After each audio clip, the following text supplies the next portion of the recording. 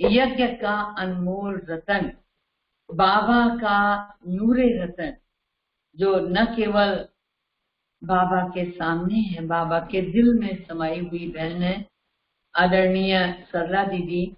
उनकी क्लास हमारे बीच है 8:30 बजे से, सभी ज्वाइन कर लेंगे। अभी हम सब बाबा को भोग अर्पित करें और उसके बाद सरला बहन हमारे बीच होंगी। मैं उनका स्वागत करके आपके सामने ज्यादा देर नहीं रुकूंगी, दीदी सुनाई। हाँ, आगे तो भोग बाद में लगा।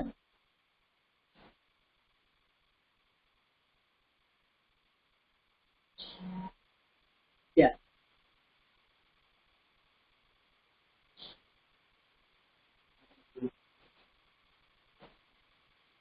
आदरणीय सरला दीदी बाल्यकाल से बहुत संपन्न परिवार और साथ साथ धार्मिक परिवार, एक ऐसा परिवार जो समाज के अंदर अपनी उज्जवल छवि के साथ धार्मिक होने का दावा करता नहीं था, लोग स्वीकार करते थे। और बाल्यकाल से ही आप ज्ञान में आए। मैं हमेशा एक बड़ी अच्छी मुझे बात लगती है कि वो पौधा बड़ा मूल्यवान होता है जिसकी जड़ भी काम में आए, जिसके पत्ते भी काम में आए, जिसके फल भी काम में आए, हाँ, जिसका सब कुछ काम में आए। विचार करने वाली बात है कि सरला दीदी का भी पूरा परिवार ज्ञान में, और साथ ही साथ आपकी बहनें भी ज्ञान में। हमने तो देखा है कि बाबा ने कहाँ से चुना। हमें बड़ा गौरव है कि हमारे मुरादाबाद पीतल की नगरी से आपका संबंध है, लेकिन ये यहाँ की गंगा जमुना नर्मदा बनकर गुजरात में बह रही। आप पर न केवल बाबा की दृष्टि पड़ी, हमारी दादियों की दृष्टि पड़ी। और उस समय हमारी ऐसी बहनें जो रहनुमाई कर सकें फिंगर टिप्स पे थी, गिनी चुनी बहनें ऐसी थी जो कि होनहार और रहनुमाई करने में अग्रगण्य, हर चैलेंज को फेस करने में सदैव आगे, सफलता जिनके अंग तक इनके कदम चूमती थी। आदरणीय सरला दीदी ने भी ठीक इसी तरह से बहुत सेवाएं दी। यज्ञ में जब इंटरनेशनल कॉन्फ्रेंस का वक्त था, शुरुआत हुई थी, इतनी बड़ी कॉन्फ्रेंस, और उसमें साज सज्जा और डेकोरेशन सरला बहन को देखते थे तो लगता था कैसे होती है। और दीदी इतनी अच्छी डेकोरेशन कराती थी कि क्या बताएं, वो वर्णन करने में नहीं है। हमारी आदरणीय मोहिनी दीदी को बहुत रह रहकर जब विंग्स बनी और सेवाएं शुरू हुई तो बहुत संकल्प चलता था किसानों की सेवा हो, किसानों की सेवा हो, कोई करे, कोई आगे आए। तो दीदी ने संकल्प कह के नहीं कि मैं करने जा रही हूँ, एकाएक आपने उस संकल्प को पूरा करने का, बहुत नजदीक थी बड़ों के, बहुत दिल पे थी, तो उस संकल्प को कैच करते हुए बहुत बड़ा एक सम्मेलन किसानों सरपंचों का रखा। तब तक कोई रिंग नहीं बनी थी और उस समय आपने 5000 किसानों को एकत्र किया, उनकी सारी व्यवस्था की, भोजन आदि की। आदरणीय दादी जी, जगदीश भाई सभी गए थे, मुझे याद है, बहुत सफल रहा। और तब यानी जिसको कहते हैं ना, आगे बढ़ के हम चले तो पीछे वाले तो फॉलो करना शुरू कर ही दें। आप आगे बढ़ी और आपने अपनी उस स्वरूप को साकार किया कि जिसको बाबा चाहता है। ऐसा अनमोल हीरा हमारे बीच में है। कन्याओं की टीचर्स की ट्रेनिंग कराना और उनको तराश देना, उनकी तराशी हुई कन्याएं आज जगह जगह सेंटर इंचार्ज। जब कोई बात बिगड़ जाती है तब भी सबसे पहले उनका नाम लिया। हमारे गुजरात के सेवा केंद्रों में हम अगर राजस्थान छोड़ेंगे तो पहला केंद्र दीदी का ही। दादियां भी निकलती थी तो सबसे पहले फोन उन्हें करती थी, लगन हम आ रहे हैं। तो उनको जो सौभाग्य निमित्त बनने का मिला, चाहे वो दादियों के सानिध्य में निमित्त बनी, चाहे वो अन्नदाताओं के क्षेत्र में निमित्त बनी, और केवल सामान्य तौर से नहीं बनी, एक के बाद एक उन्होंने हजारों किलोमीटर की यात्राएं करके स्वच्छ भारत स्वस्थ भारत बनाने का कार्य किया, हजारों यात्राएं निकाली और अनेकों कृषि के क्षेत्र में अद्भुत प्रयोग किए, पूरे शासन को हिला दिया, एक एक राज्य को हिला दिया और विदेशों में भी आपका बहुत बहुत इस बात को लेकर प्रचार प्रसार चल रहा है। मैं ऐसी दीदी का स्वागत करती हूँ। अभिनंदन है आदरणीय दीदी का। और आज हमारे बीच वर्तमान समय के अनुसार हम पुरुषार्थ में कैसे तीव्रता लाएं, दीदी प्रयास करें। आप ग्राम विकास प्रभाग की अध्यक्षा भी हैं और साथ साथ महसाना की सब जोन इंचार्ज हैं, आदरणीय दीदी। ओम शांति। ओम शांति।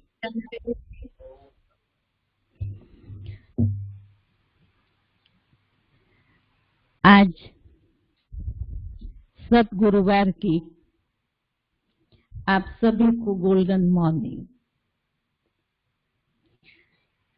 सचमुच कमाल तो बाबा की, ड्रामा की और मनोरमा दीदी की है। बाबा ने मनोरमा दीदी को भाग्य विधाता ने अपने हाथ में कलम लेकर के उसके भाग्य को लिखा है।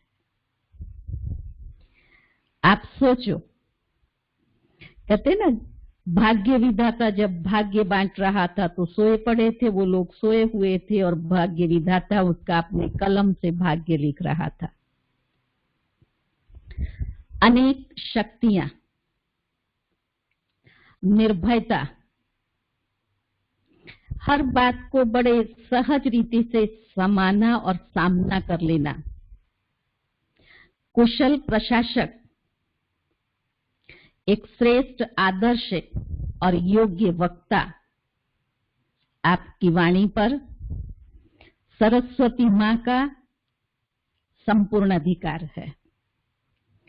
ऐसी श्रेष्ठ आत्मा को भाग्य विधाता ने प्रयागराज की धरनी पर बिठा कर रखा। ये साधारण बात नहीं है, क्योंकि जैसे स्थान वैल्यूबल है, उसका महत्व है, तो उस महत्वपूर्ण स्थान पर रहने वाली मूर्ति भी महत्वपूर्ण है। जैसे हरिद्वार के अंदर हम सबको मालूम है, बाप दादा ने अपनी आदरणीय प्रेम दीदी को रखा। मुझे ये बात कहते याद आया कि एक बार प्रेम दीदी को किसी ने बोला, हरिद्वार में सिर्फ एक भाई आता था क्लास में, कहा कि दीदी आप दादी को बोलो ना, आप इतने अच्छे वक्ता हो, आप इतनी अच्छी बठियां करा सकते हो, फिर आप यहाँ हरिद्वार में एक भाई की, एक आत्मा की सेवा के लिए यहाँ बैठे हो, तो आप दादी को बोलो। प्रेम दीदी ने इतना अच्छा उत्तर दिया, हंसते हुए कहती हैं, देखो भाई, दादी को मालूम है प्रेम भट्टी करा सकती है, दादी को मालूम है प्रेम भाषण अच्छा कर सकती है, लेकिन फिर भी दादी ने प्रेम को हरिद्वार में बिठाया है। मैं इतना निश्चिंत हूं क्योंकि मैं ऑन ड्यूटी हूं, उसे पे तो मुझे इतना ही देना पड़ेगा जितना मैं बठियां करा करके मुझे बाबा रिटर्न देता था, ऐसे बाबा ने मुझे यहाँ बिठाया है, इतना ही मुझे वो रिटर्न देगा। ये थी उस आत्मा की क्वालिटी। तो ऐसे ही इस प्रयागराज, इस गंगा जहां त्रिवेणी है, उस स्थान पर बाबा ने भी इस विशेष आत्मा को रखा है। ये हम सबका यज्ञ का एक गौरव है। और जिस आत्मा ने आप जैसी फुलवाड़ी को अनेक सुगंधियों से भरपूर किया हो, रूप, रंग, सुगंध सब कुछ भरा, ऐसी फुलवाड़ी का क्या कहना। तो मैं आज सोच रही थी कि ड्रामा कितना कल्याणकारी है। बाबा जो हमेशा कहते थे बच्चे अकल्याण में कल्याण देखो, सारे विश्व के अंदर भय, तनाव, चिंता है। लेकिन जब हम अपने ब्राह्मण परिवार को देखते हैं तो सारे परिवार में, चाहे देश हो या विदेश, गुजरात हो या उत्तर प्रदेश, हर जगह हर ब्राह्मणों में एक नया उमंग, उत्साह और पुरुषार्थ के प्रति तत्परता दिखाई दे रही है, क्योंकि ये सृष्टि परिवर्तन का एक बहुत बड़ा मोड़ है जिस मोड़ पर हम पहुंचे हैं। अब तक हमने बाबा को, मैं कहूं विंग्स की सेवाएं हैं, बच्चियां हैं, ये है, जोन है, सब जोन है, समय का अभाव है, आप जैसे कहते थे जॉब है, बिजनेस है, सोशल रिस्पॉन्सिबिलिटी है, उसमें से जो समय मिलता है तब हम बाबा को याद करते हैं और बैलेंस रखकर पुरुषार्थ करते हैं। बाबा को हम सबको संपन्न और संपूर्ण बना करके साथ ले जाना है। इसलिए ड्रामा ने ये युक्ति रची। कोई भी विपदा या आपदा आज दिन तक आई है, किसी एक स्टेट पर या किसी एक शहर पर होगी, लेकिन ये एक ऐसी आपदा है जो सारे विश्व पर है। इसलिए आपका टोटल कारोबार बंद है। हर तरफ से बाबा ने फ्री कर दिया। ना किसी का जन्म में, ना किसी के मरण में, ना किसी के लग्न में, मैरिज में, कहां भी जाना नहीं है। रहना है तो बस मेरे साथ बैठो, जो तुम वायदा करते थे, तुम्ही से खाऊं, तुम्ही से बैठूं, तुम्ही से सर्व संबंध निभाऊं, तो ऐसा एटमॉस्फेयर बाबा ने तैयार कर दिया है। और उसका लाभ नंबरवार हर ब्राह्मण आत्मा ले रही है। नहीं तो आज मुझे 50 वर्ष हुआ इस यज्ञ में सेवाएं देते हुए, और ये पहली बार मेरा सौभाग्य है जो मैं प्रयाग निवासी भाई बहनों के साथ क्लास कर रही हूँ। ऐसे तो 2 बारी कुंभ मेले में आकर के गई हूँ, मिलना भी हुआ है, लेकिन भले आप लोगों को मैं प्रत्यक्ष में नहीं देख पा रही हूँ, फिर भी हम मिल रहे हैं, क्लास कर रहे हैं, आपस में विचारों का आदान प्रदान कर रहे हैं। ये है ड्रामा की बलिहारी। अब इस बलिहारी को हमें बड़ी गंभीरता पूर्वक समझना है, क्योंकि इसके अंदर बहुत बड़ा सिग्नल है। उसके बाद हम बाबा को ये नहीं कह सकेंगे कि बाबा मुझे ऐसा नहीं हुआ या मैं ऐसा नहीं कर सकी।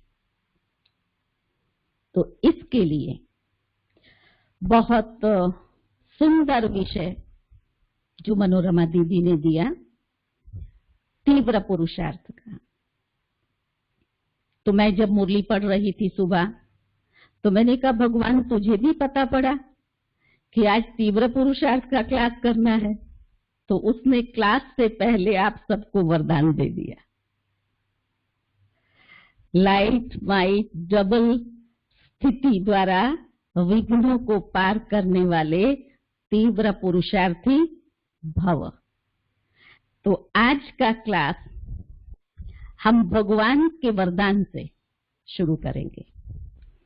भगवान के साथ साथ ये जून मास विशेष हम सब की मीठी मम्मा मातेश्वरी जी का स्मृति मास है, जो उसका एक एग्जाम्पल थी। हर संकल्प मम्मा का श्रेष्ठ और हर पुरुषार्थ तीव्र था। तो इस मास में विशेष गुजरात के लिए हम बहनों की एक मीटिंग हुई। उसमें ये निश्चित किया कि हम अपने पुरुषार्थ में मम्मा की 3 बातों को सारे मास लक्ष्य में रख करके पुरुषार्थ तीव्र करें। पहला, जो मम्मा हमेशा कहती थी, हम सब मम्मा के उस महावाक्य से परिचित हैं, हुक्मी हुकुम चलाए रहा। वाक्य बड़ा साधारण है, लेकिन इस वाक्य के अंदर 3 बड़ी गहरी धारणाएं समाई हुई हैं। सबसे पहला, समर्पण बुद्धि। मम्मा ने अपनी बुद्धि को संपूर्ण समर्पण कर दिया, जिसके कारण से जो पुरुषार्थियों में हलचल लाने वाली चीजें हैं, मैं और मेरा, दोनों बातें समाप्त हो गई। बुद्धि समर्पित है, वो करावनहार और ये करनहार कर रहा है। मैंने कहा, मैंने सोचा, मेरा क्यों नहीं माना, मेरा क्यों नहीं सुना जाता है, ये सारी बातें 1 सेकंड में स्टॉप। करावनहार करा रहा है। दूसरा,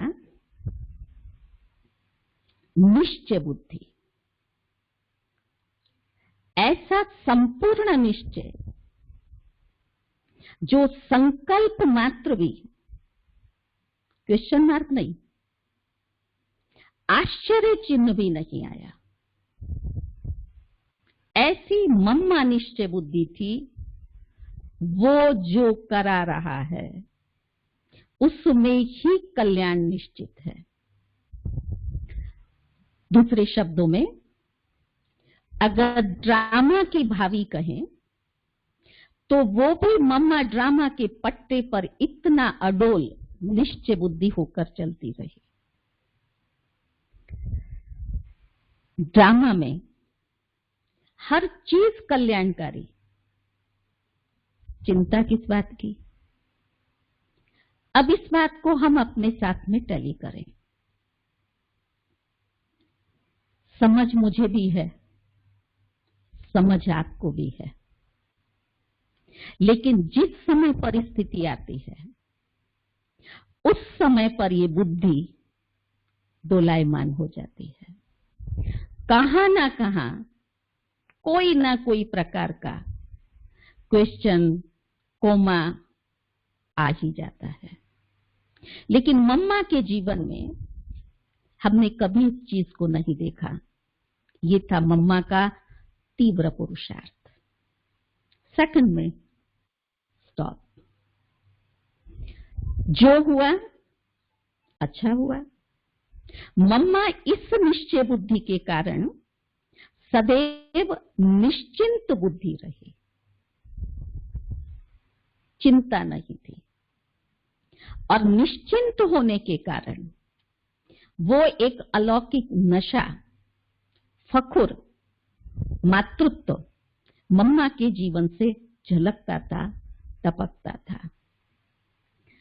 तो ऐसी एक ही विशेषता जिसने मम्मा को अनेक शक्तियों और विशेषताओं से भरपूर कर दिया, और वो रूहानी पर्सनालिटी हम सब के लिए एक आदर्श और ममता की मूर्ति बनी। दूसरा दिया, हर घड़ी अंतिम घड़ी। आज तो परिस्थितियां ऐसे कगार पर पहुंची हुई हैं कि किस घड़ी किसका क्या हो सकता है कुछ भी पता नहीं है। प्रैक्टिकल वर्तमान परिस्थितियों को देखते हुए एक बाजू महामारी, दूसरी तरफ प्रकृति का प्रकोप भी बार बार कहां ना कहां तूफान, ये परिस्थितियां परेशान कर रही हैं। तीसरी तरफ देखो तो आतंकवाद है, विश्व युद्ध की तैयारियां हैं। और ये सब ऐसी परिस्थितियां हैं जो सहज ये निश्चय करा सकती हैं कि परिवर्तन की घड़ियां बस अब आई कि आई। इतना सब कुछ प्रैक्टिकल में देखने के बावजूद भी, बुद्धि समझ लेने के बावजूद भी, हर घड़ी अंतिम घड़ी है, वो अभी पुरुषार्थियों को पढ़ाना पड़ रहा है, जबकि मम्मा प्रैक्टिकल में थी। ये है हमारा तीव्र पुरुषार्थ। मैं अपने आप को देह, संबंध, संपत्ति, साधन, इन चारों से इतना मुक्त कर दूं, क्योंकि जिस समय किसी की अंतिम घड़ी होती है तब उसे सिवाय भगवान के और कुछ याद नहीं आता।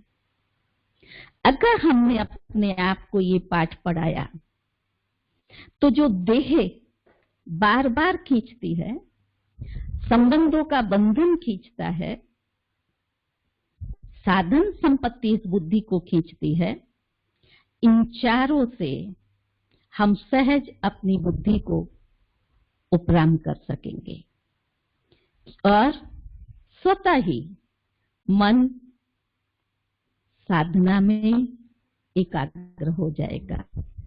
जबकि मम्मा भी कर्म में थी, अनेक स्वभाव संस्कारों की टक्कर थी, यज्ञ संभालने की जिम्मेवारी थी, वो सब कुछ होते हुए भी, लेकिन मम्मा ने इस महावाक्य को ऐसा प्रैक्टिकल में उतारा जिसके कारण सहज अपने आप को साधना में मग्न कर सकी। और तीसरा एक संकल्प दिया। सभी अमृत वेला आजकल तो 3 बजे उठ करके कोई 3 से 5 कर रहा है, कोई 2:30 बजे से कर रहा है। बड़े अच्छे पुरुषार्थ में सब अच्छे अच्छे अनुभव सुना रहे हैं, मीटिंग करते हैं उन्हों के साथ में। तो फिर भी इस मास में विशेष ये लक्ष्य दिया कि हमको मम्मा जैसी साधना करनी है।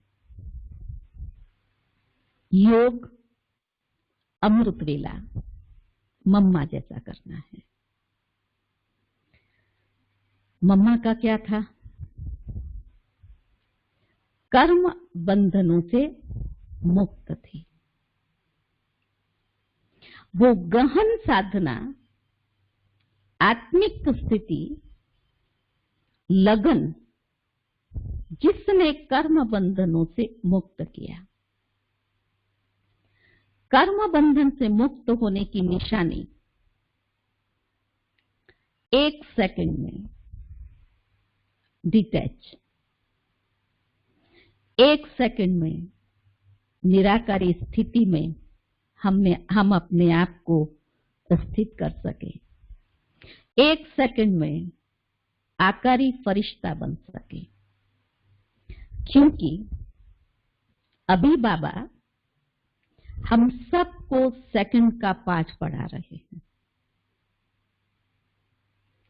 अंतिम पेपर सेकंड का होगा और उस सेकंड में मुझे अगर 1 मिनट लगता है, मैंने अपने आप को संकल्प दिया, चलो अभी हम निराकारी वतन में चलते हैं, और उस निराकारी वतन में चलने में सेकंड की जगह मिनट लगा। सोचिए, मिनट माना 60 सेकंड। भगवान की आज्ञा 1 सेकंड और मैंने लगाया 60 सेकंड।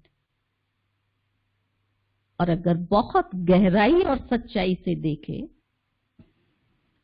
तो कभी कभी 1 मिनट में भी ये मन और बुद्धि उस आज्ञा का पालन नहीं कर पा रहे हैं। तो सेकंड में हम फुल स्टॉप लगा सके, अर्थात जिस स्थिति में स्थित होने का संकल्प करें उसमें स्थित हो सके। ये है तीव्र पुरुषार्थ, अभ्यास। दूसरा, बाबा के साथ सर्व संबंधों की अनुभूति। ऐसे तो सभी संबंध हम बाबा से निभा रहे हैं, लेकिन फिर भी बाबा विशेष हर रोज मुरली में 3 संबंध के बारे में बार बार हमें सुनाते हैं कि बच्चे, बाप, शिक्षक और सतगुरु।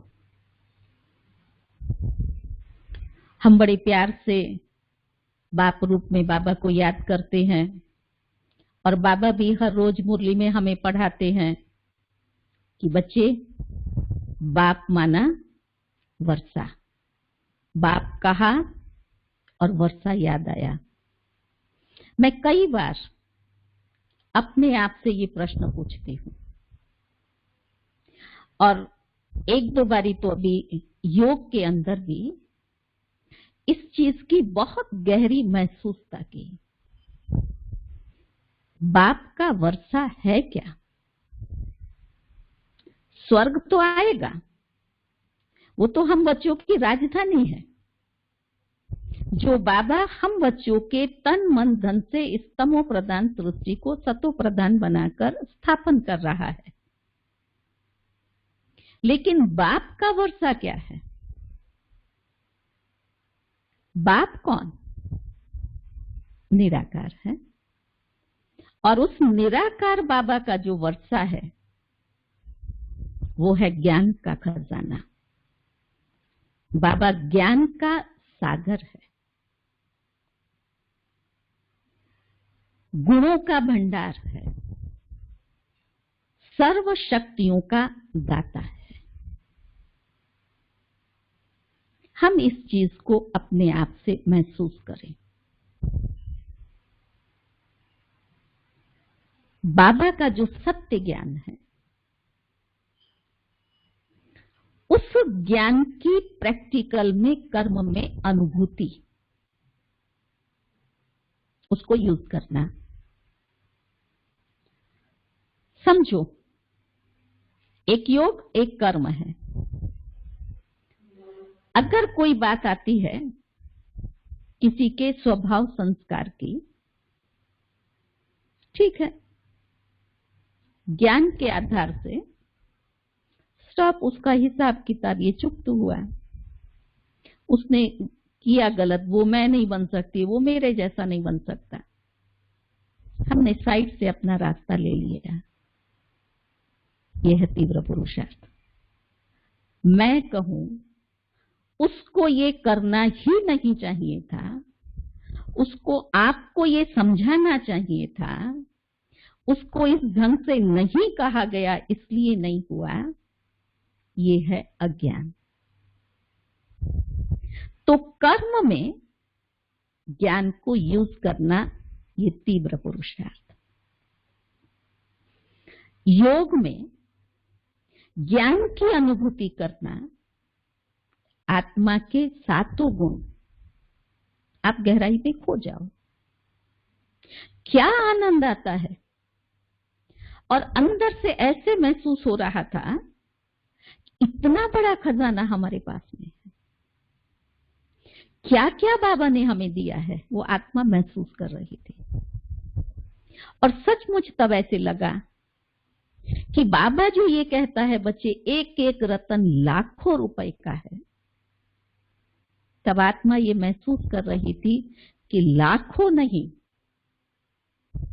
करोड़ों देने के बाद भी वो अनुभव हम नहीं कर सकते हैं। बाबा हमें स्वर्ग का मालिक बनाता है। बाबा ने हमें जो आत्मा के तीनों कालों का सत्य ज्ञान दिया, त्रिकालदर्शी त्रिनेत्री बनाया, और हम उसे प्रैक्टिकल में देख रहे हैं, महसूस कर रहे हैं। आप करोड़ों रुपया किसी व्यक्ति को ले जा करके दे दो, त्रिकालदर्शी बना सकता है। ज्ञान के एक एक रत्न की धारणा, जिसने जीवन को कितना वैल्यूबल बनाया।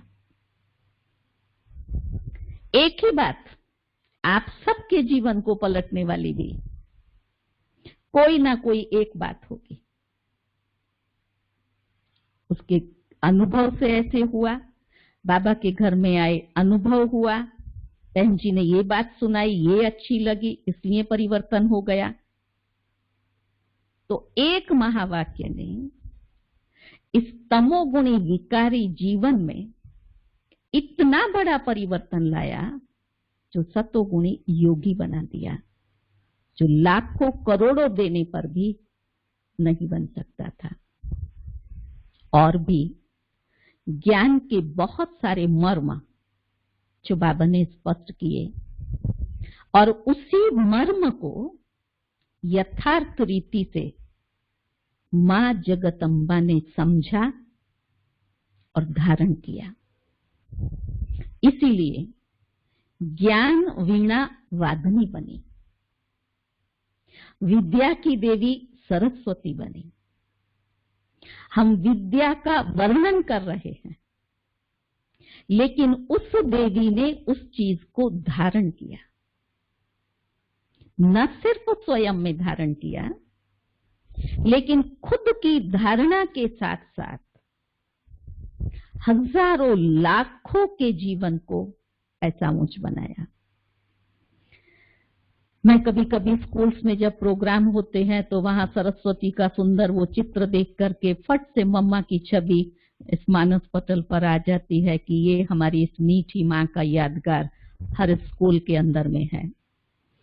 और वहां एक वाक्य लिखा हुआ होता है, सा विद्या या विमुक्त। अब वो विद्या कौन सी जिससे मुक्ति मिली, वहां उन लोगों ने तो लिख दिया, लेकिन इसका गहरा गूढ़ ज्ञान लिखने वालों के पास नहीं है।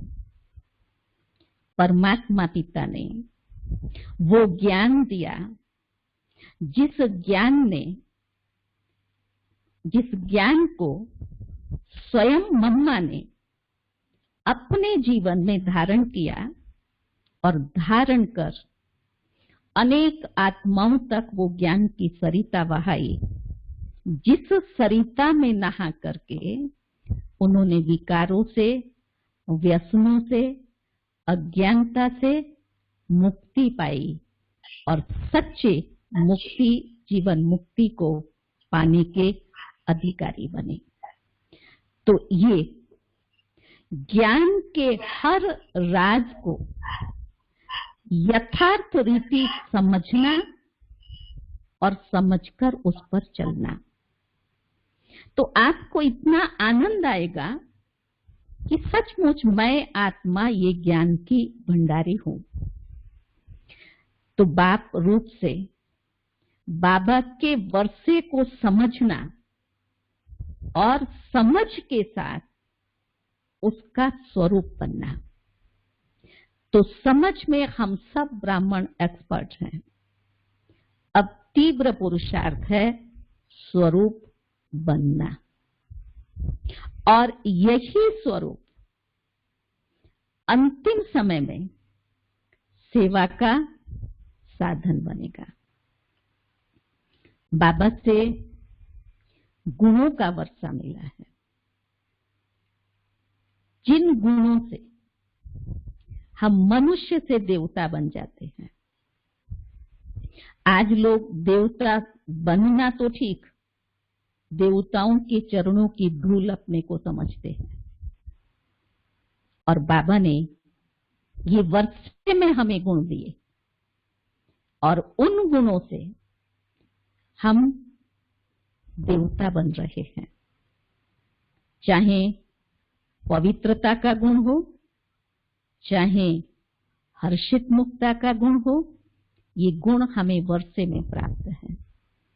और पवित्रता जैसा महान गुण, जिसको सन्यासी जैसी आत्माओं ने भी प्रवृत्ति में रहते धारण करना असंभव कहा, लेकिन भगवान ने ये गुण वर्षे में दे दिया। हमारा जन्म पवित्रता से हुआ।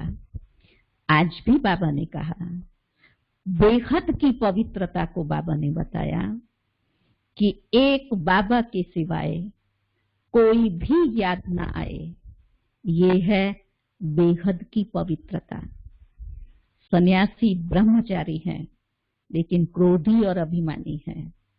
हम बाबा के बच्चे, आप सब प्रवृत्ति वाले बाबा के बच्चे, जिन्होंने लौकिक और अलौकिक का इतना अच्छा बैलेंस रखा और इस महान शक्ति को प्रवृत्ति में रहते, इस गुण को प्रैक्टिकल धारणा में ला करके अपने परिवार में, यहाँ ही देवता तो सतयुग में बनेंगे, लेकिन सच्चे सुख और शांति का अनुभव कर रहे हैं। ये है बाबा के गुणों का वर्षा। जितना आप गहराई में जाओ, एक से दूसरा तीसरा, ये सारे गुण हम सब हमारे सामने आते जाते हैं। तो हम बाबा से गुणों का वर्षा ले रहे हैं। वरदान, बाबा ने ऐसे वरदान दिए जिससे सहज आत्मा पुरुषार्थ की तरफ आगे बढ़ सके। बच्चे, किसको बाबा ने वरदान दिया? प्रवृत्ति में रहते, सदा खुशी शक्ति का अनुभव करने वाले किसी को बाबा ने कुछ वरदान दिया। कितना बारी बाबा ने बच्ची चांस लेकर चांसलर बनने वाली आत्मा हो तो बाबा जो वरदान देता है वो वरदान फलीभूत होता है। एक बाबा की मुरली पढ़ रही थी तो उसमें बाबा ने कहा कि कई बच्चे कहते हैं कि बाबा ने वरदान तो दिया लेकिन वरदान का अनुभव नहीं हुआ, प्रैक्टिकल में नहीं हम अनुभव कर सके। तब बाबा ने उसका बहुत अच्छा उत्तर दिया था। बाबा ने कहा कि जब बाप दादा वरदान देते हैं तो बच्चे वरदान को यूज नहीं करते हैं, रख देते हैं। फिर बहुत समय के बाद जब आवश्यकता पड़ती है तब उसको यूज करते हैं। तब तक वो वासी हो जाता है और उसकी शक्ति कम हो जाती है। तो बाबा से मिले हुए वरदानों को हमेशा यूज करो। मुझे ये एक हमेशा रहता है कि जिस दिन बाबा ने मुरली में जो कहा है उस दिन वो अभ्यास जरूर करना है, क्योंकि इसमें दो बातें हैं। एक तो उस दिन बाबा ने कहा तो बाबा की आज्ञा पालन हुई, दूसरा उसमें वो शक्ति समाई हुई होती है जो सहज कर सकते हैं। तो बाबा के वरदानों में पलने वाली मैं श्रेष्ठ आत्मा हूं। तो आपको कभी भी अपनी प्रवृत्ति में आने वाली समस्याएं या जो भी बातें हैं उतार चढ़ाव की, वो मुश्किल अनुभव नहीं होगी। ये वरदान, जो वरदाता खुद वरदानों से जिसकी झोली भरी हुई है वो सहज आगे बढ़ जाएगा। तो पहला जो बाबा का संबंध है बाप रूप का, तो बाबा से तीनों चीजों की प्राप्ति, बाबा से वो हम प्रैक्टिकल स्वरूप में करें, ज्ञान, गुण और शक्तियां। दूसरा बाबा का स्वरूप है शिक्षक का। बाबा ने सारी मुरली चला दी, हम लोगों ने औरों को क्लास करा दिए, आप सबने अनेक बार क्लास कर लिए कि जिस समय बाबा मुरली सुनाता है तब हमेशा ऐसे समझो कि वो परम शिक्षक मुझे पढ़ाने के लिए स्पेशल मेरे लिए परम धाम से आया है। मैं गॉडली स्टूडेंट हूं। ऐसा गॉडली स्टूडेंट बन करके बैठो तो बाबा की का सुनाया हुआ ज्ञान धारणा में आएगा। हम संकल्प कभी कभी कर लेते हैं, मैं गॉडली स्टूडेंट सुन रहा हूं, बाबा सुना रहा है, लेकिन हमारी वो स्थिति नहीं है। मुझे याद है एक बार मधुबन में दादी चंद्रमणि ये क्लास करा रही थी, तब दादी ने अपना ये अनुभव सुनाया। दादी ने कहा कि जिस समय हम लोग मुरली सुनने बैठते थे बाबा के सामने, तो हमको हमेशा रहता था बाबा मुझे पढ़ा रहा है, और बाबा जो सुनाता था वो सार रूप में बुद्धि में समाता था। फिर उस पर हमारा चिंतन चलता था। आज बाबा ने ये कहा मेरे लिए, ये मुझे धारण करना है, और वो धारणा में आता था। दादी बड़ा स्पष्ट बोल रही थी, हम कोई आप लोगों जैसे पढ़े लिखे नहीं थे। मैं अगर आपको बोलोगी तो आप सारी मुरली रिपीट कर दोगी, बाबा ने ये कहा, इसके बाद ये कहा, इसके बाद ये कहा। हम दिमाग से नहीं सुनते थे। तो मुरली को सुनते समय दाता याद रहता था, और दाता का जो तीर निकलता था वो उसको घायल कर देता था, अर्थात वो कमी खत्म हो जाती थी। बड़ी गहरी बात थी। तब मुझे सोच चला, हम आज जब मुरली सुनते हैं तो सबसे पहले हमको ये रहता है आज कौन मुरली सुना रहा है। बाहर से देखेंगे क्लासरूम के, अच्छा ये बहन मुरली सुना रहे, आज मजा नहीं आएगा। मन बदल गया। फिर समझो अगर जाकर के भी बैठे, आप प्रैक्टिकल में चले जाइए इस बात पर, आपको उस दिन बाबा की मुरली का एक भी महावाक्य अंदर नहीं जाएगा, नहीं, क्योंकि आत्मा को देखा और आत्मा की बाह्य क्वालिटी को, व्यक्तित्व को देखा। फलानी बहन सुना रही है, और बाबा मुरली में पहला महावाक्य कहता है, रूहानी बाप रूहानी बच्चों से बात कर रहे हैं। वो रूह को देख रहा है। माइक कोई भी हो सकता है, मैं अभी यहां इस माइक से बोल रही हूं, लेकिन बोल तो उसके बोल रही हूं ना जो आप तक पहुंच रहे हैं। मनोरमा बहन के पास दूसरा माइक होगा, लेकिन बोल तो बाबा के हैं ना। तो हम बाबा के बोलों को नहीं देखते हैं, हम माइक को देखते हैं, और माइक को देखने के बाद ये अच्छा एक्सप्लेनेशन देंगे, ये अच्छा ऐसा करेंगे, उसके बाह्य व्यक्तित्व से प्रभावित हो जाते हैं, जिसके कारण अच्छा सुनाया है तो ऑटोमेटिक आपके मुख से निकलेगा कि आज इसने बहुत अच्छा इस बात को क्लियर किया। तो बाबा उसको कहते हैं वाणी से वाणी तक खत्म हो गया। परम शिक्षक की शिक्षाएं उस गॉडली स्टूडेंट की रीति से, जैसे दादी चंद्रमणि सुना रही थी, अगर इस धारणा को हम अपने में अपना ले, ये तीव्र पुरुषार्थ हम कर ले, कौन आकर के गया, किसने क्या बोला, वो उठा उधर गया उधर बैठा, कहां भी ये दृष्टि नहीं जाएगी। मैं गॉडली स्टूडेंट, मुझे मेरा सुप्रीम टीचर पढ़ा रहा है। तो अभी तक भी बाबा का जो टीचर और स्टूडेंट का संबंध है, उस संबंध में सच्चे स्वरूप की अनुभूति नहीं की है, ऐसा मैं नहीं कहती हूं, लेकिन हर रोज नहीं कर पा रहे हैं। ये हमारा संस्कार नहीं बना है, हमें बनाना है, ये तीव्र पुरुषार्थ करना है। तीसरा बाबा का संबंध परम सद्गुरु का है। बाबा कहते हैं अमृत वेले में तुम बाबा से इस स्वरूप से याद कर इस बुद्धि रूपी झोली को परमात्मा वरदानों से भरपूर कर दो। सुबह सुबह क्या वरदाता वरदान लुटाता है।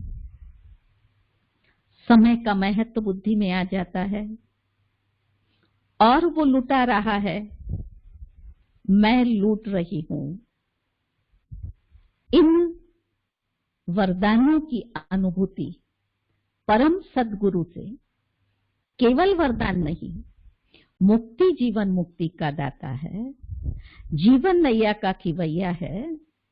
तो इन सभी सोमानों को जब उस रूप से हम बाबा के संबंध से, सद्गुरु के संबंध से याद करते हैं, तब आत्मा इन बंधनों से खत्म हो सहज उन वरदानों की अनुभूति करती है। इसलिए संबंध तो बहुत सारे हैं। इन 3 बातों पर, इन संबंधों को अगर हम हर रोज स्मृति में रखते हैं तो बहुत सहज पुरुषार्थ के अंदर उड़ती कला का अनुभव कर सकते हैं। हम गहरी साधना का अनुभव कर सकते हैं। तो सर्व संबंधों से बाबा को याद करना, ये तीव्र पुरुषार्थ। चौथी बात है, हमारी साधना ऐसी हो जिससे करंट जिसमें हो, आकर्षण हो, उस साधना के वाइब्रेशन से सामने वाली आत्मा का योग लगे, ऐसी एक में तल्लीन मगन। मुझे याद आता है, पहले हम लोग का अकाउंट ऊपर मधुबन में चलता था, तो मैं मधुबन में हम लोग जब जाते थे तो दादी जान की इंद्रप्रस्थ में नीचे रहती थी, हम लोग का कमरा ऊपर था। एक दिन शाम को दादी इंद्रप्रस्थ में बैठी हुई थी, ओम शांति भवन, ये शांति स्तंभ के सामने दादी ऐसे मुंह करके बैठी और बड़ी अच्छी मगन अवस्था में बैठी हुई थी। आकर्षण क्या होती है, कैसे खिंचावट होती है, बड़ा अच्छा बैठी। थोड़ी देर के बाद मैंने देखा एक बहन आई जो नीचे बाहर, दादी अपने बरामदे में थी, बीच में जाली है, वो नीचे बाहर खड़ी हो गई और ऐसे जैसे दादी से शक्ति खींच रही है। एक बहन, दूसरी बहन, तीसरी बहन, थोड़ी देर में 10-12 आत्माएं वहां दादी के सामने खड़ी थी। ये है तपस्या की आकर्षण। ऐसा तीव्र पुरुषार्थ हमें करना है। आत्मा इतनी एकाग्र, जो बाबा कहता है ना कि क्षमा पर परवाने फिदा हो जाते हैं, तो सचमुच ऐसे लग रहा था कि कैसे एक एक परवाना दादी के सामने आता जा रहा है और फिदा हो रहे हैं। तो हमारी तपस्या का स्वरूप आकर्षण हो, और इस आकर्षण के लिए चाहिए हमारी बुद्धि की लाइन बड़ी क्लीन और क्लियर। वो तीव्र पुरुषार्थ, दृढ़ संकल्प। बाबा जो सागर है, इतना गहरा ज्ञान देता है, तो क्लीन और क्लियर के लिए एक अव्यक्त मुरली पढ़ते हुए बाबा ने उसमें कहा, अपने साथ सेवा साथी, अन्य साथी, सेवा, किसी के प्रति 1% भी व्यक्त भाव या व्यर्थ चिंतन नहीं होना चाहिए, तब कहेंगे 100% क्लीन और क्लियर। जब वो महावाक्य पढ़ा तब दिल को लगा, क्योंकि हम कई बार सोच, मेरी बुद्धि में थोड़ा ही कुछ है, सेवा और बाबा ही तो है, मेरा हर श्वास किस में है, उसी के प्रति तो है। लेकिन बाबा ने आंख खोली, अटेंशन गया, 1% की बाबा बात कर रहा है। अगर 1% भी है तो तुम किसको प्रकाश नहीं दे सकते हो? हमारे यहां तो आजकल हर रोज सब सुनाते हैं, हम शाम को प्रकृति को प्रकाश दिया, हमने इसको प्रकाश दिया, हमने इसको प्रकाश दिया, हमने कोरोना को प्रकाश दिया। बाबा कहता है बच्चे अपने को प्रकाश दो।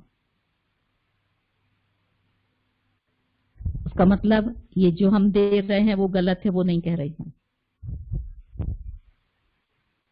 लेकिन जब ये आत्मा इस योग्य बन जाएगी तो ऑटोमेटिक इसकी प्रकाश जाएगी, इसे देने की जरूरत नहीं पड़ेगी। लेकिन पहले हम अपनी बुद्धि की लाइन को एकदम स्वच्छ बनाएं, क्लीन कर दें और एक के साथ ऐसा डायरेक्ट कनेक्शन क्लियर, तब ऑटोमेटिक प्रकाश देने के योग्य बन जाएंगे। ऐसे भी मैंने किसी के क्लास में सुना, उन्होंने कहा कि हमारे में पहले देने वाला ये सोचे मेरे में शक्ति कितनी है, थोड़ी सी शक्ति बाबा से ली, वो भी प्रकाश में दे दी, तो आपके पास क्या रहा? पहले आप खुद में शक्तियों का स्टॉक जमा करो, इच्छाएं, कामनाएं, अपेक्षाएं, इन सब से मुक्त। मुझे ये चाहिए, मुझे ऐसा चाहिए, ये जितनी भी बॉडी कॉन्शियस की बातें हैं, इन सब से मुक्त बनो। तब फिर वो स्वच्छ क्लियर बुद्धि बाबा से शक्ति ले सकेगी, और वो जो बाबा से शक्ति इस आत्मा में आई वो ऑटोमेटिक चारों तरफ प्रवाहित होगी। वो है यथार्थ प्रकाश, और उस प्रकाश से वो जो डायरेक्ट परमात्मा की शक्ति पवित्रता की प्रवाहित हुई, वो दुखी और अशांत आत्माओं के दुख से मुक्ति दिलाएगी। वो इस तमोगुणी वातावरण को सतोगुणी बनाएगी, क्योंकि प्योर वाइब्रेशन है, संकल्प नहीं है। मैं दे रहा हूं, अभी प्रकृति को इमर्ज किया, अभी मनुष्यों को इमर्ज किया, अभी इसको इमर्ज किया, ये हमारी टेम्पररी प्रोसीजर है। और हमको भी इतना टाइम ही संतोष होता है, मैंने दिया, कहां तक पहुंचा, कितना लिया, ये तो वो जाने। तो बुद्धि की लाइन क्लीन और क्लियर कर प्रकाश ले, तब बाबा ऑटोमेटिक प्रकाश देता रहेगा। ऐसी श्रेष्ठ साधना जिसकी प्रतिमूर्ति हमारी मीठी मां थी, वो साइलेंस पावर थी। एग्जाम्पल तो आपने भी सबने सुने होंगे कि जब अमृतसर में मम्मा गई और उन लोगों ने हंगामा किया कि हमें मम्मा से मिलना है, ये कुमारियों को भगाती हैं, ऐसा करती हैं, ऐसा करती हैं, और मम्मा ऊपर फर्स्ट फ्लोर पर थी। मम्मा को समाचार दिया तो नीचे सब हंगामा कर रहे थे, उसमें से 5 लोगों को ऊपर भेजा मम्मा के पास में मिलने के लिए। और जैसे ये लोग वहां पहुंचे, मम्मा अपनी उसी शांति की स्थिति में बैठी थी, एकदम लाइट, साइलेंस पावर, चारों तरफ का वातावरण इतना शक्तिशाली, और ये 5 आत्माएं जाकर के मम्मा के सामने बैठी।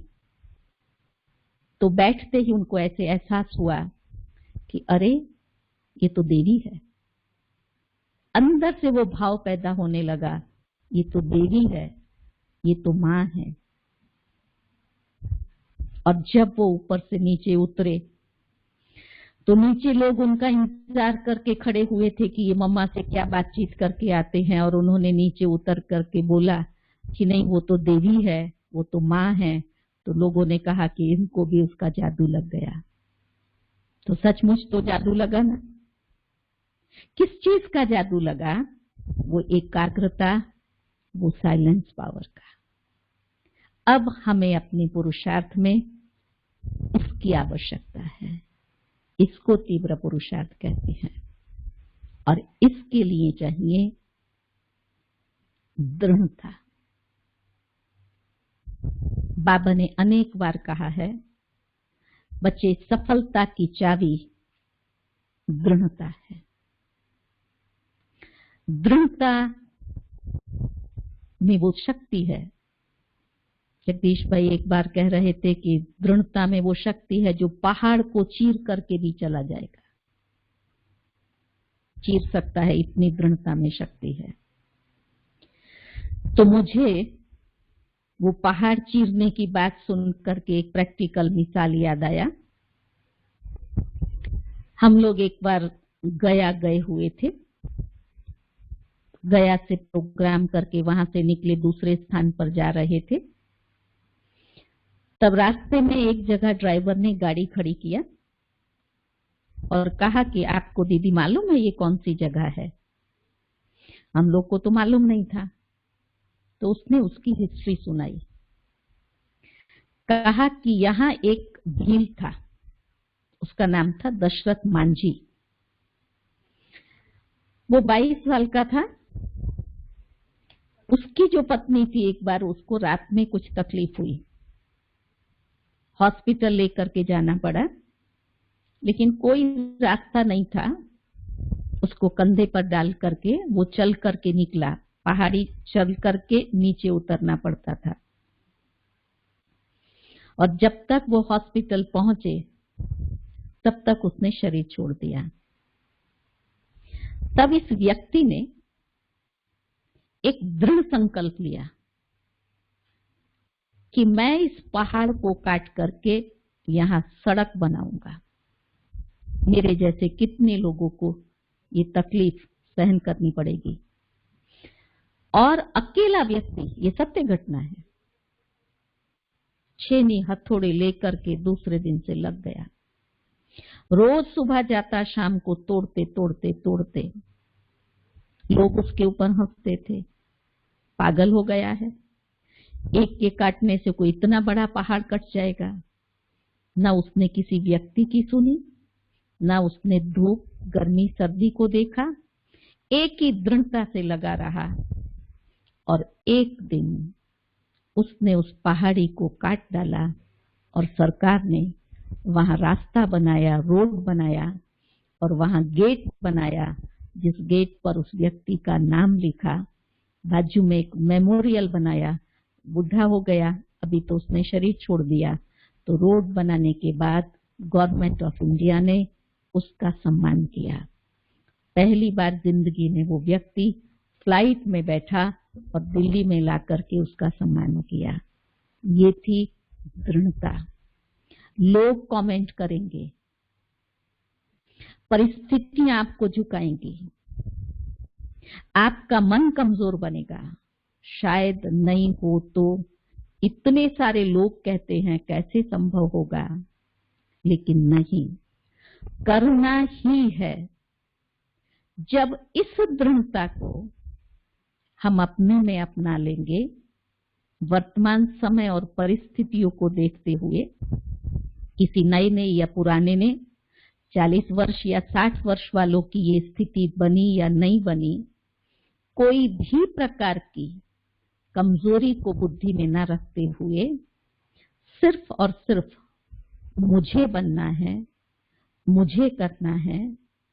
जब ये दृढ़ संकल्प ले लेंगे तो जो साधना की ज्योत बाबा कहता है, जिसको आज बाबा ने डबल लाइट कहा, और डबल लाइट में बाबा ने दोनों बातें बताई, आत्मिक ज्योत और निमित्त भाव। छोटे मोटे पत्थर को तोड़ने में नहीं लगो, ये है तीव्र पुरुषार्थ। भगवान का आज का वरदान है। और ऐसे तीव्र पुरुषार्थी बनकर के हमें इस मिले हुए समय को, भले अभी लॉकडाउन खुल भी गया है, लेकिन फिर भी अभी हमें अनेक चुनौतियों का सामना करना है। उन चुनौतियों में भी साधना को दृढ़ रखना है। साधना चुनौती को झुकाएगी, न कि चुनौती मुझे झुकाए। ऐसी दृढ़ता, जिसको बाबा दूसरे शब्दों में तप कहता है, अब हमें तप से तपस्वी मूर्त बन करके इस वायुमंडल को, इस प्रकृति को चेंज करना है। तो पहला टर्निंग पॉइंट पर हम हैं। इसके बाद का जो मोड़ होगा, उस मोड़ पर हमारा ये तपस्वी रूप सेवा का आधार बनेगा। जो बाबा ने कहा है, बच्चे तुम्हारे सामने लाइन लगेगी, क्यों लगेगी? हम तपस्वी मूर्तात्माएं दृष्टि से, वाइब्रेशन से, हस्तों से उन्हों की मनोकामनाओं को पूर्ण करेंगे। तो ऐसी श्रेष्ठ स्थिति को हम प्राप्त करें, उसके लिए बाबा ने ये हमें समय दिया। और इस समय को जो हमने यूज किया, तो अभी तो अच्छे अनुभव कर रहे हैं, लेकिन इन अनुभव को हमें कंटिन्यू करना है। अर्थात ये मेरा स्वरूप बन जाए, जैसे माँ जगदम्बा का, जैसे दादी जानकी का, दादी प्रकाश मणि का, ये सारी दादियां हमारी नजर के सामने आ रही हैं।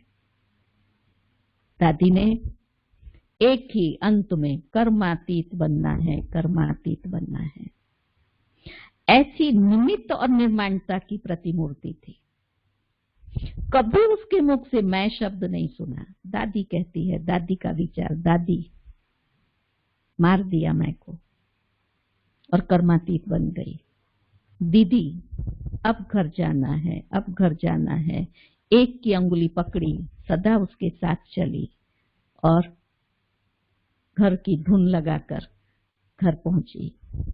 तो हम सबको भी अपने इन पूर्वजों को अपने लक्ष्य बना करके वही तीव्र गति का पुरुषार्थ करते हुए बाबा की प्रत्यक्षता के निमित्त बने। और हम सब भी बाबा जो वतन में हमारा आवाहन कर रहा है, तो जल्दी जल्दी संपन्न और संपूर्ण बन करके बाबा के साथ घर चले।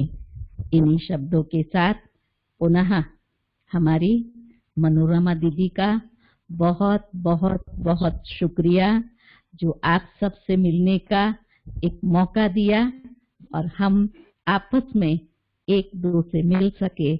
और आप सभी का भी बहुत शुक्रिया, जो इतने उमंग और उत्साह के साथ समय को सफल कर रहे हैं।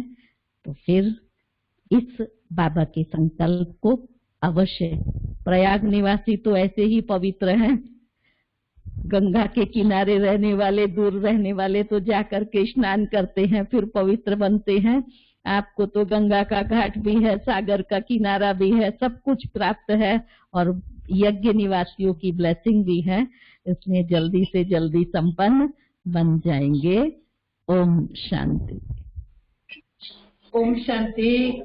कोटि कोटि धन्यवाद है प्रयाग वासियों की ओर से, लेकिन मन अभी भरा नहीं। इतनी सुंदर गंगा प्रवाहित हो रही थी, लगता था वक्त रुक जाए और ये चलती रहे। कहाँ चला गया समय पता ही नहीं लगा। दीदी आप अब आइए, ये लॉकडाउन जो है खुल जाएगा जब पूरी तौर से, तो भले ही वो लगन में लोग जाएं न जाएं, कहीं जन्म और मरण में जाएं न जाएं, लेकिन एक बार प्रयाग की धरती पर आप जरूर आइए। बट्टी का प्रोग्राम देखेंगे खुले से। जी बहुत शुक्रिया, बहुत शुक्रिया। और सबकी ओर से शुक्रिया। वो तो लिख करके आ रहा है वैसे ही, लेकिन हमारे हृदय से उन सब की ओर से शुक्रिया। मैंने जब मैं क्लास कराने के लिए बैठी तब मैंने कहा मेरे में दिमाग नहीं है, मैं दिल से जो भी बाबा बुलाएगा वो बोलेगी। हम रू रिहान करेंगे। क्लास तो बहुत किए हैं लेकिन हमने दिल से रू रिहान की और हमको भी बहुत आनंद आया। जी जी जी, हमने जब भी रखी है क्लास तो ऐसे ही वजूद की रखी है, ऐसे ही लोगों की रखी है जो दिल और दिमाग माना दिल से क्लास कराएं और जिनका स्वरूप साकार में हमारे सामने है, जिन्हें बहुत अच्छी तरह जानते हैं कि हाँ ये धारणा मूर्त है। क्योंकि आप कमला दीदी परखने ने में एक्सपर्ट हो ना। नहीं दीदी ऐसा नहीं है। कमला दीदी ने क्लास कराई थी रायपुर वाली ने, तो देखिए जी। बिल्कुल सिंपल सी है लेकिन बहुत अच्छी क्लास कराई उन्होंने। तो जिन्होंने भी क्लास कराई हमने चुन चुन के उनकी रखी है कि जो बाबा के बहुत लाडले नूरे रतन है। बहुत शुक्रिया, दिल अभी भरी नहीं, फिर आप आइए साकार में। जरूर ठीक है जरूर। जी। ओके। ओम शांति। ओम शांति। किसी भाई बहन को कुछ पूछना तो नहीं है? ओके, योग कर।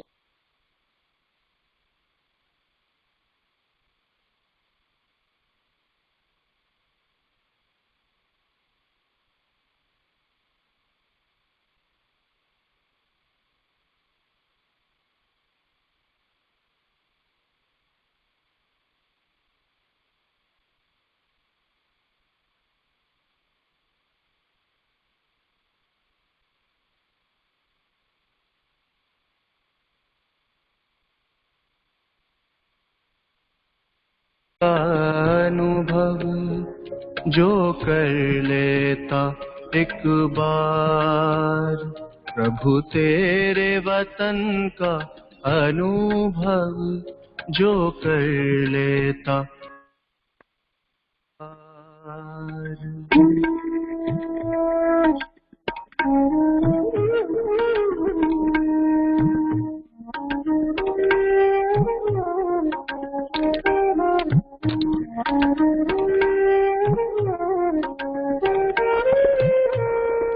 है कितनी मनमोहक यहाँ तुमसे मिलन की बेला, अतीन्द्रिय सुख का सागर ये तेरा परलोक सुहेला। है कितनी मनमोहक यहाँ तुमसे मिलन की बेला, अतीन्द्रिय सागर ये तेरा परलोक सुहेला। संपूर्ण स्वरूप की अनुभूति का ये अद्भुत संसार, प्रभु तेरे वतन का अनुभव जो कर लेता एक बार, प्रभु तेरे वतन का अनुभव जो कर लेता एक बार।